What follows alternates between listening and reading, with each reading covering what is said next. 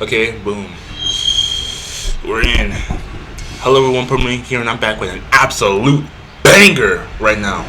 Because this time, we're going to be reacting to CJ the Champ. It's about time. And it's also about time for him to actually make this horrible father's vid. Now, I watched CJ the Champ ever since I was on TikTok. Ever since he actually made those videos on TikTok. Please bring those back and make them shorts or something. But anyway, I love CJ the Champ with all of my heart. This man be pumping out videos like it's hotcakes, and he does his thing. I need to shut that window. Hold on, I'll be right back. Alright, I'm back.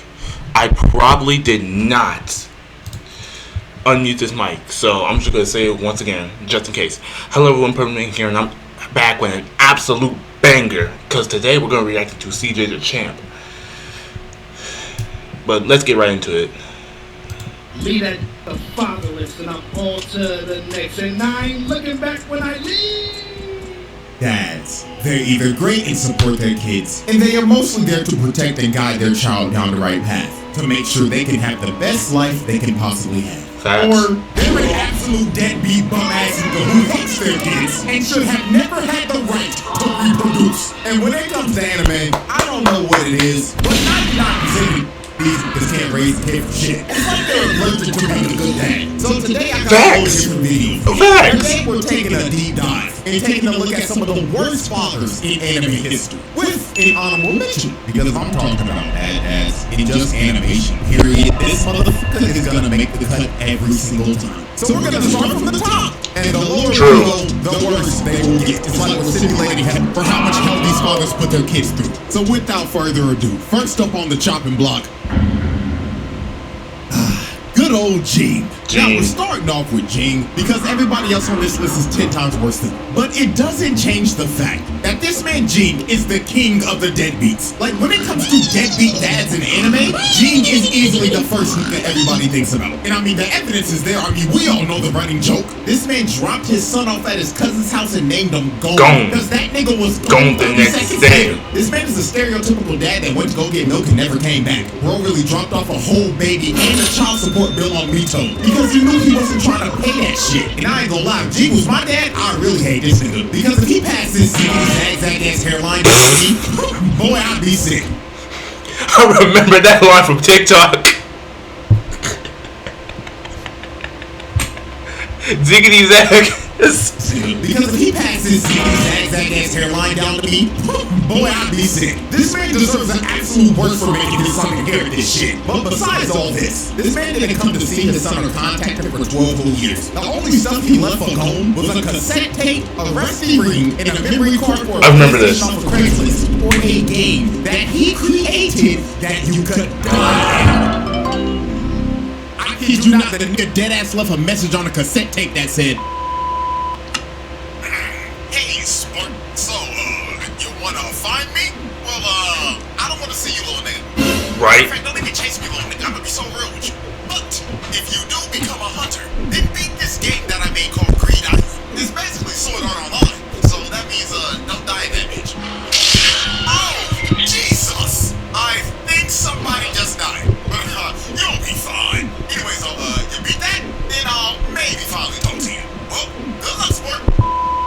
But I'm gonna be so real with y'all, the shit that really pissed me off about Jing in the moment that showed everyone that this ain't shit was when Gon was in the hospital. Now, Gon was fighting for his life after his fight with Peter. He was on life support and he was about to die. And Jing did not bother to visit him once when he was literally across the street.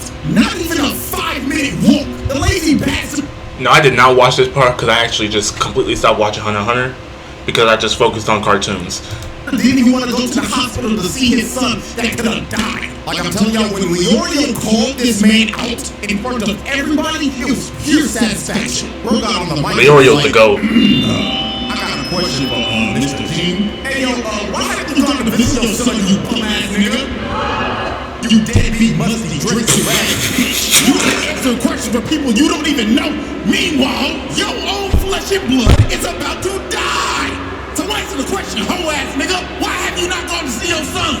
And after Leorio called him out, Gene replied with, man, he got enough friends, he'll be fine. Did he even say he wanted me to come in the first place? And the fact that this man Gene said that does he even want me to come, while Gon can't even say that shit because he's in a coma, pissed Leorio off to the point where he said, fuck it, and switched on this man.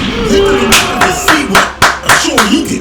And when this happened, I kid you not, everyone in the room cheered. I seen this part. They all knew that this nigga was a bum. Everyone was happy when Gene got laid out. And then the icing on the cake of Gene just being a deadbeat is when Gon woke up and was so happy to see his father. This man was crying and was so happy to see his dad. And look at this man's face. Is this the face of a man that wants to see his son? Hell no! No. He thinking in his head, damn. Do I have to actually be in this little nigga's life now? I gotta pay child support now? Oh my god. And when Gon left and said, can we talk again? This man Gene was like, I don't know. And everybody in the room called him a deadbeat and a badass nigga like they should. And this man Gene was ready to swing on everybody like, bro. But yeah, Gene is easily the king of the deadbeats. But like I said earlier, there are dads 10 times worse than Gene. 10 times worse. Next up is a dad that abused his whole family. Oh, first of all, I did not see My Hero, and I do not ever want to see My Hero, to be honest. I know I've been making references on freaking My Hero, like, in Alan Baker's, thing, but that's only because I watched the death battle between, Rize and, Bakugo. Oh boy, Endeavor. Endeavor is a great hero, but my god, he was a terrible father. Now, I will say this, Endeavor, without a doubt, is the most improved father on this list. He's actually trying to do better, but the way he was moving before his whole redemption was awful. This nigga was a piece of shit that mentally abused and broke his entire family apart. And this was all because he was a hating ass nigga. You see, Endeavor was obsessed with trying to be better than All Might. So when he finally came to the realization that All Might was just better than him and it was just a skill issue, he decided, if I can't be better than him, then I'll make somebody better than him. So this man went out and bought a wife so he could make a hybrid baby with her that would have his flame quirk and her ice quirk. He wanted to make a little half-breed avatar. And the first child they had was Toya, aka Dabi. Now, Dabi inherited a strong version of Endeavor's quirk, but his body couldn't handle the heat because his body was physically built to resist the cold because of his mother, not heat. So Endeavor considered Toya a failure, so he continued to have more kids. He had Fuyumi and Natsuo, and guess what? They didn't live up to the hype that Endeavor wanted. So then he tried one last time, and he finally had a baby that had both quirks, and that was Shoto. And when Endeavor finally had Shoto, he was so obsessed with him, he just gave up on all of his other kids and told them not to be heroes. I mean, this is straight up told Toya in the nicest way possible. Listen to this, not gonna lie, gang, you ain't got what it takes. You can't be. Oh my god, look at this kid's face. Listen to this, not gonna lie, gang, you ain't got what it takes. His spirit, everything in this kid is just shattered. Not gonna lie, I feel bad for these kids. And also, Dabi, I think I recognize him, the Stitch nigga with the flames that burns himself if you use them. I feel bad for him too, because in all honesty, this nigga's an asshole. Like, damn. You can't be a hero. You can't be better than All Might. Jesus. Just give up. And this was the start of this family just breaking apart. Because after Endeavor told Toya this, he straight up tried to swing on baby Todoroki. So after Toya tried to swing on his baby brother, Endeavor straight up told his wife, keep Shoto away from the other kids, and don't let Toya out of your sight. So this is when he just started to neglect his other kids, and the only kid he cared about was Shoto, because he was his perfect creation. So he put Todoroki through some hellish training, like he was beating this little nigga's ass. And when his mother came in to try to stop him, he just hit right in front of his kid. And this wasn't even the last time he hit his wife, because one day Toya came back to his dad and told him, oh my god, Pops, I've been training right, and not gonna lie, gang, I think I understand it now. You should come watch me, Dad, please. And when Endeavor heard Toya was training again, he went to his wife and slapped the shit out of her, right in front of his kids. And so, What was the reason? What did she do? and this was the start of Todoroki's mom's mental health just declining. Because every time she looked at her kids, she saw Endeavor. And this led to Todoroki's mom throwing boiling water on Todoroki's face, giving him the Zuko scar because she straight up snapped and tweaked out because she couldn't even see her kids the same. Her mind was broken. So he straight up threw her in a mental insane asylum. And then since he completely neglected Toya, Toya went up in the woods thinking his dad was coming. And when he realized he wasn't, his emotions took over and his flames became out of control. And it ended up starting a goddamn California forest fire. Man's burned down the whole forest and Endeavor thought his son was dead. Just for all for one, to find his son who was burnt to a crisp and make him a whole super max super villain. Nigga turned him into a D1 tweaker. So yeah, this man Endeavor mentally and physically abused his entire family and pushed them to their breaking points. All because he was a hating ass nigga that wanted to surpass all might. But you see, Endeavor is not the only father that we're covering today. That was a firebender and caused their son to get half their face burnt off. Because now it's time for our honorable mention. Yep, Ozai. I have not seen Avatar, but my cousin been telling me that Ozai was just horrible. And also, I seen the Azula trial. Ozai was just horrible. He deserved to get his bending taken away. Y'all should have known damn well. If I'm making a video about bad fathers, this man Ozai will make the cut every single time. Ozai is just flat out one of the worst fathers in fiction. Even though that he's not an anime character, Avatar literally Avatar resembles it. It doesn't matter. This man is an actual evil narcissistic psychopath. And the way he treated his kids, oh boy. There was a reason Zuko was a depressed dickhead and Azula was a psychopath. It all goes back to their father. So first, let's start off with Zuko. And we have to dive all the way into the comics for this. Now, the whole family was having dinner. And Azula was talking about how she set her firebender's teacher's pants on fire. So Ozai, of course, was glazing Azula because she was clearly his favorite child. And he was straight up enabling Azula's bad behavior. Talking like, your teacher sounds like a fool. I'll have him sent back to the colonies. So Zuko chimed in and said, he's not a dummy. He just thinks that proper firebending has to start. Ozai cut Zuko off and he is pissed. And he said something that a father should never say to their child. He told Zuko, how dare you lecture your sister on firebending? You know, little nigga, let me let you know a little secret. When you were born, we weren't sure if you were a bender at all. You didn't have that spark in your eyes. I planned to cast you from this palace. How embarrassing for a prince of the Fire Nation to have a non-bender as a firstborn. Lucky for you, little nigga, your mother and the Fire Sages pleaded with me to give you a chance. Azula, on the other hand, never needed that kind of luck. She was born lucky. You were lucky to be born. This man snapped. Oh. He said you were lucky to be. No.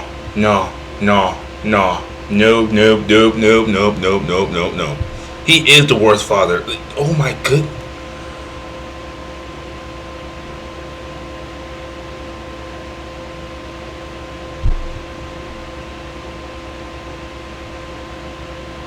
Oh my good. Oh my good grace. Oh my good golly. Oh my sweet golly goo. I'm so perplexed. I'm saying Robin lines.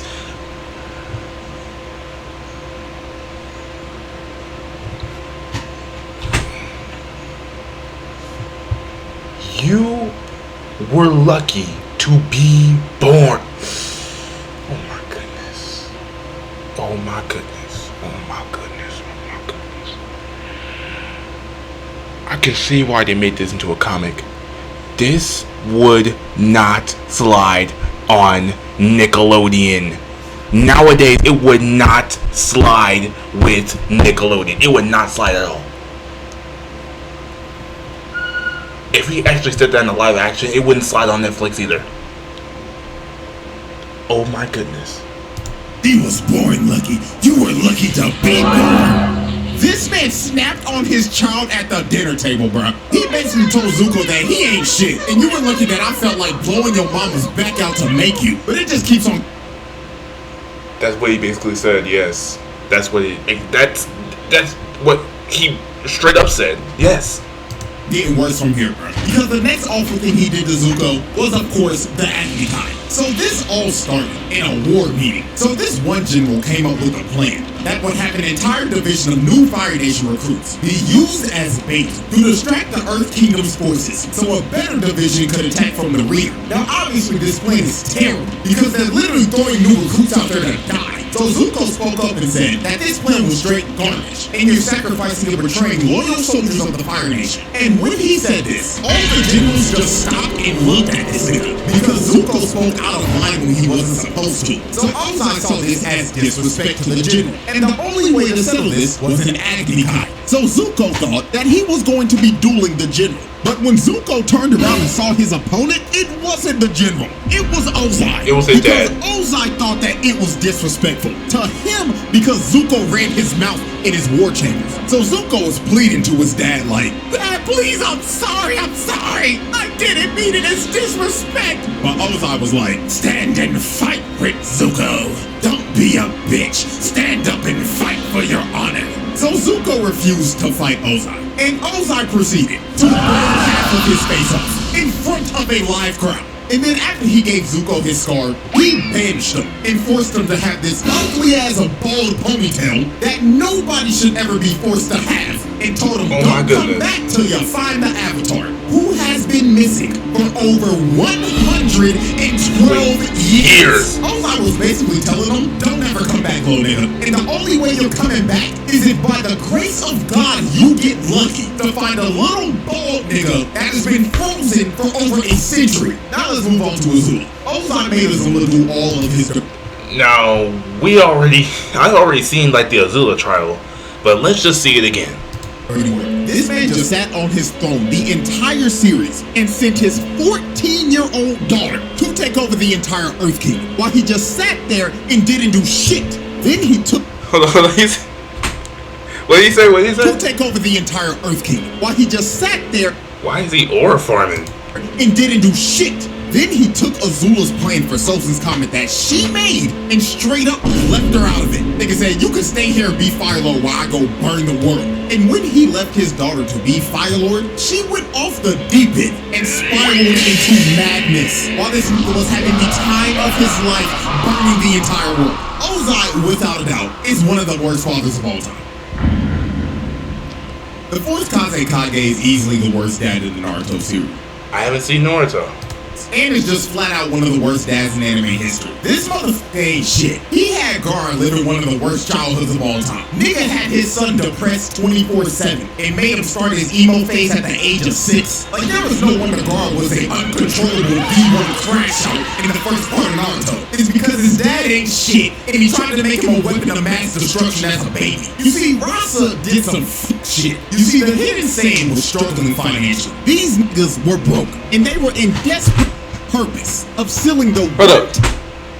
So Rasa ended up conceiving Gar for the sole purpose of sealing the My bad, my freaking knee hit the control.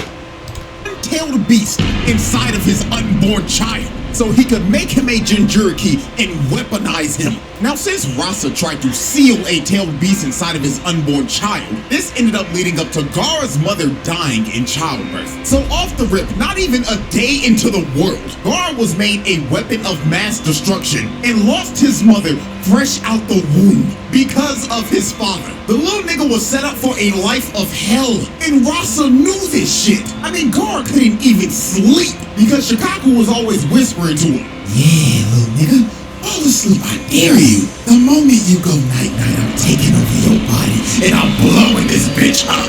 Do it, little nigga, I dare you."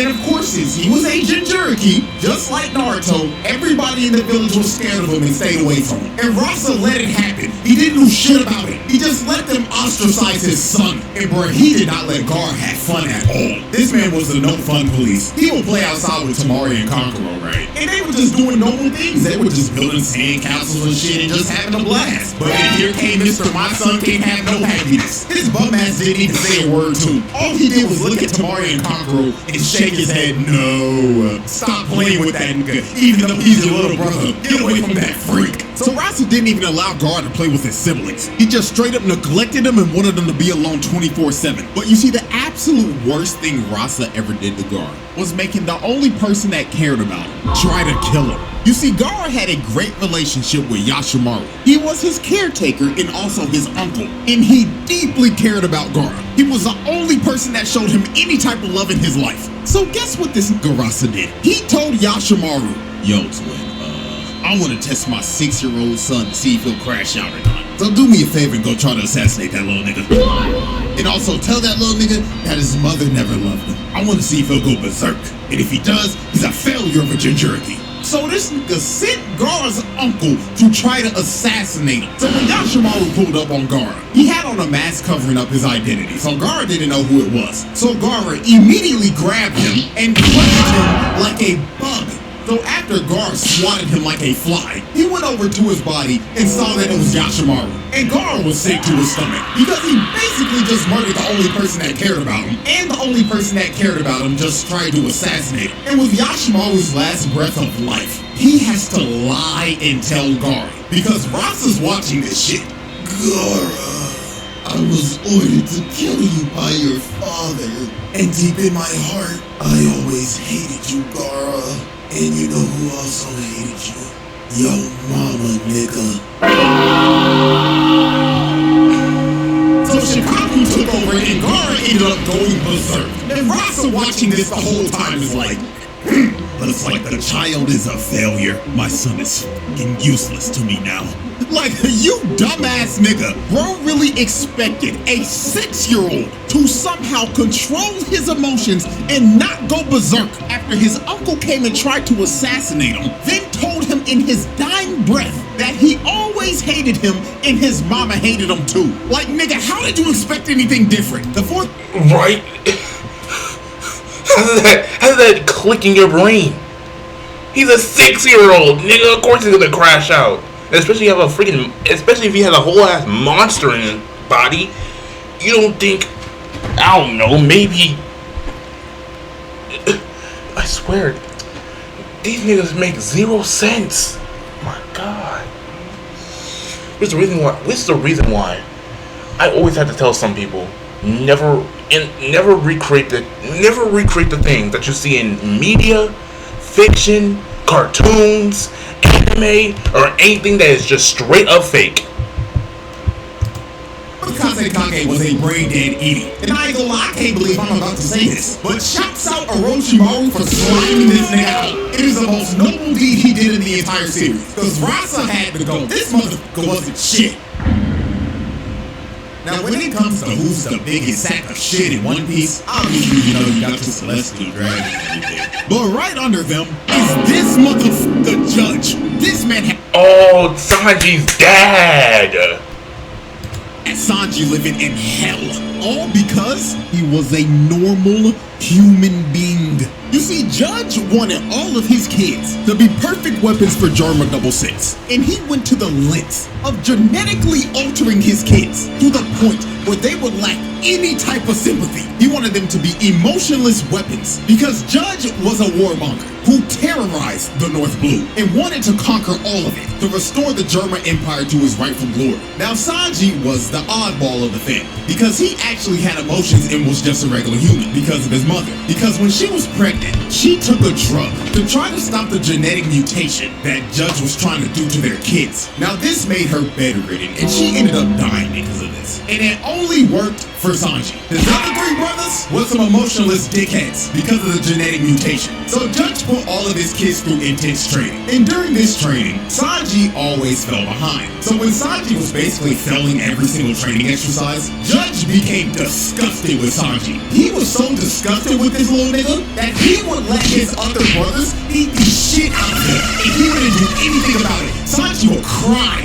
for his dad's help, but Judge would just look at him and tell him, little nigga, you don't get your ass up. Quit being a crybaby, bitch. I can't believe you got my blood in you, you fucking disgrace. And his brothers continued to beat the shit out of him. They would do this every day, and Judge would just let it happen because he didn't care about Sanji. The only kids he cared about were his sister and his brothers. And my God, when Judge figured out that Sanji's hobby was cooking, ooh, this nigga did not like this shit at all. Sanji was making food for a mouse, right? And the mouse was tearing that food up. But then Judge barged in the room and just started yelling at him like, Sanji, are you cooking for them f***ass rats again, boy? I thought I told you to cut that weak ass shit out. So he walked over to the plate of food and threw that shit out the window, along with Mickey Mouse. He killed that nigga. Then he told him, don't ever cook again. And if I catch your little ass in that kitchen one more time, I'ma whoop your ass. So it got to the point that Sanji just continued to fail at everything. And Judge just decided to consider Sanji a failure. So this man did one of the worst things I've ever seen. Judge decided to fake Sanji's death, and he threw him in a dungeon and locked a metal helmet on his head and just locked him up forever so he never had to see him again. And he stayed in this cell for 6 months. And while he was in this prison cell, his brothers would go in there and just beat the crap out of him for no reason at all. They would just do this for fun. So this got so brutal that his sister couldn't take it anymore. So she just broke him out so Sanji could run away. Now when Sanji was trying to make his great escape, Judge found him trying to leave. So Sanji stood up to Judge and told him, I'm leaving, old nigga, and there's nothing you can do to stop me. And Judge just looked at him and said, okay, don't hit your head out the door, little nigga. I don't care what you do, I'm gonna be real with you. But before we part ways, let me tell you this. Never tell anybody that you are my son, because you are the only stain on my legacy. So Judge let Sanji run away because he couldn't give a damn about him. And Judge didn't see Sanji again for 13 whole years. And the next time he saw him, he tried to use Sanji to marry him off to one of Big Mom's daughters. Bro didn't see his son for 13 years, and the first thing he tried to do was use him for a diplomatic marriage. And to make sure he couldn't leave, he put these handcuffs on him. And if he ever tried to take them off, he would blow his hands off. So Sanji could never cook again. So after the whole cake arc and the Straw Hats rescue Sanji, while the Straw Hats were leaving, Judge saw Sanji on the sunny. And the last thing he wanted Sanji to hear before he left was, Sanji! I just want you to know something before you leave. You still ain't shit, and you'll never be shit! Not gonna lie, Gabe, if your pops was talking to you like this after years of abuse and neglectment, ain't gonna lie, you might have to slime that nigga, because that's insane. Judge rightfully earned his reputation as one of the worst fathers in anime. First of all, I don't know how. Oh, Shao Tucker? CJ was talking about him. CJ was talking about him. But also about freaking that other nigga. Yeah, Judge, I don't know how in the world Sanji had the will to not kick his head off.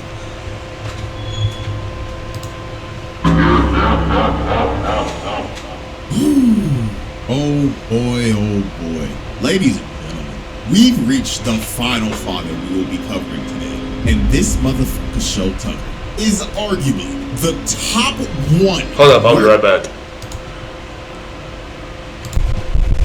Alright.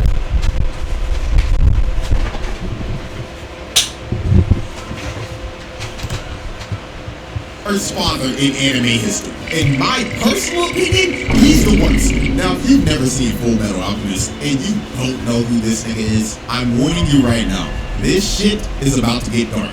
So, Shao Tucker was a state alchemist that was known for his work about chimeras. And Shao famously got his state alchemist license for making a chimera that could speak the human language. And he did this 2 years ago. So when we first meet Shao, He just looks like an average run-of-the-mill middle-aged dad who's had a couple of midlife crises, as we can see clearly from his hairline, because that shit's receding like a motherfucker. But Sho had a daughter named Nina and a dog named Alexander, and they looked like a pretty happy family. Now the house was nasty as hell. The dishes look like they ain't been washed in a week, and the shelves look like they haven't been dusted in ages. And Sho says the reason why the house is like this is because his wife left him and his daughter, and she left them 2 years ago. So after Ed and Al met Sho the first day, when they were leaving, Sho was informed that assessment day was coming up.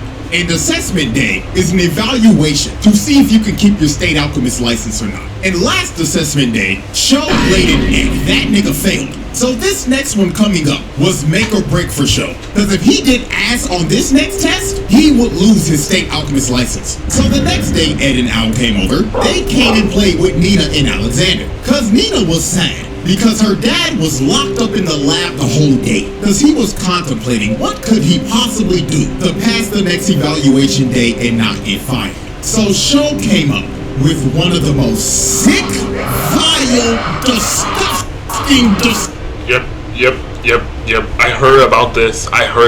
I never watched Full Metal Alchemist, but I heard about this.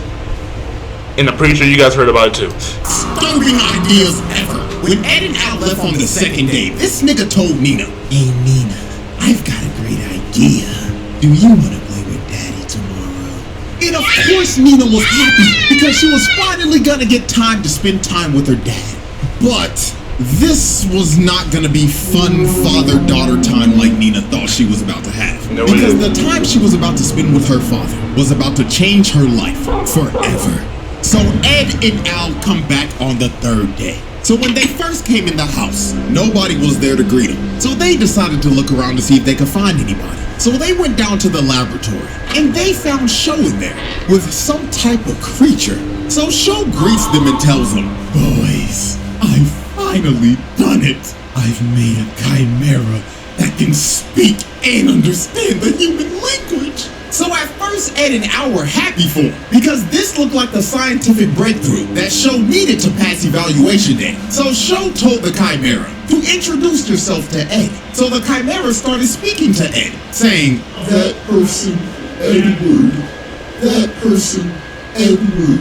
And then the last thing the chimera says made niggas sick to their stomach. It said, "Big brother Ed." And look at Sho. Look at how he is stating. Bro doesn't even look human right here. I'm gonna be so real. So then to make sure he wasn't tripping, he asked Sho, "When did you get your state alchemist license?" And Sho says, 2 years ago. Then Ed asked him another question. "When did your wife leave?" And Sho states, let's see. That was about 2 years ago as well. So then Ed asked him one final question. He asked, "Where the fuck are Nina and Alexander?" And he tells him, "Can't you tell?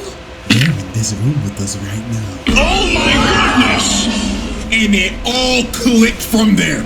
This nigga made Nina and Alexander do the fusion dance and turned them into motherfucking dog, nigga. And guess what? The wife? Yeah, she ain't leave, nigga. Sho turned her into a chimera 2 years ago. That's how we got a state alchemist license. So Ed slammed Sho on the wall. And Sho didn't even feel bad about it. This crazy Baxter was all smiles and was just saying, "Oh, this is just human evolution. This is progress." So Ed starts beating this nigga's ass. He punched Bro for about 30 seconds straight, and he was going to kill him. And I ain't gonna lie, he should have killed the nigga right here. He really should. Al stopped him because Nina Xander was still watching him the whole time. And she was telling him, "Big brother Ed, why are you beating up Daddy?" So Ed stopped because it was just too much, bro. And this pathetic bastard Sho was so delusional after getting his ass whooped, bro was saying, "I did it. I made it time to keep my alchemist license."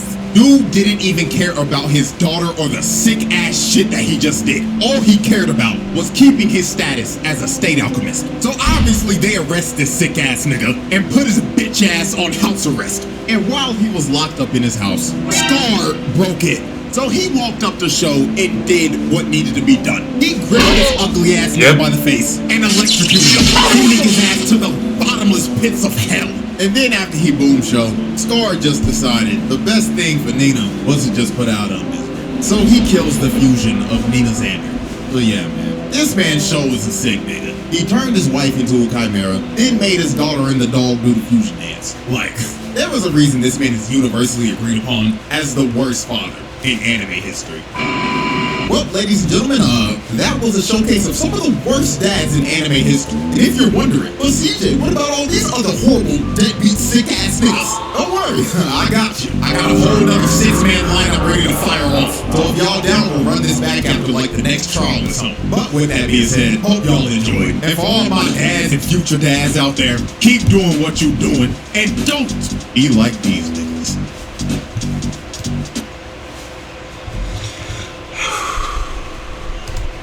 That was a pretty enjoyable episode of CJ the Champ. But anyway, that's gonna be the video. I hope you guys enjoyed. Like, comment, subscribe, and all that good stuff. And I'll see you guys next time. Out.